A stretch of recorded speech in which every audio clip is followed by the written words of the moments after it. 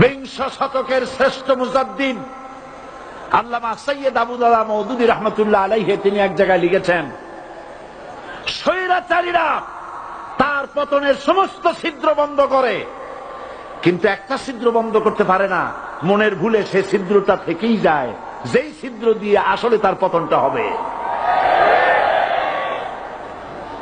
ক্ষমতায় গিয়ে মনে করে চিরকাল ক্ষমতায় থাকবো।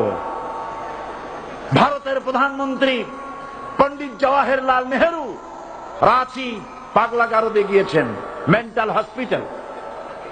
পাগলেরা নেহেরুকে দেখে আশ্চর্য হয়ে গেছে, এত সুন্দর মানুষ, মাথায় কিস্তি টুপি, গায়ে শেরওয়ানি, মুসলমানি ড্রেসই আলাদা।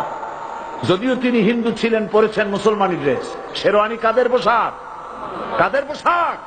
হাতে ছড়ি নিয়ে হাঁটা, স্টাইল করে, সুন্দর পাজামা, সুন্দর টুপি, সুন্দর সাজসজ্জা করে, মুসলমানদের ড্রেস। এই ড্রেস পরে তিনি গিয়েছেন, সবসময় যে ড্রেস তিনি পরতেন। পাগলেরা জিজ্ঞেস করছে, তুমি কে গো? উনি বলছেন, আমারে চেনো নাই?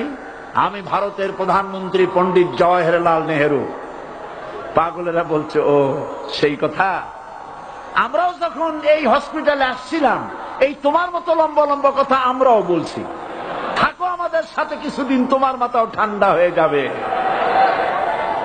ক্ষমতায় যারা থাকে, ক্ষমতার মোহে চতুর্দিকে অন্ধকার দেখে, মনে করে আমার পতন আর হবে না।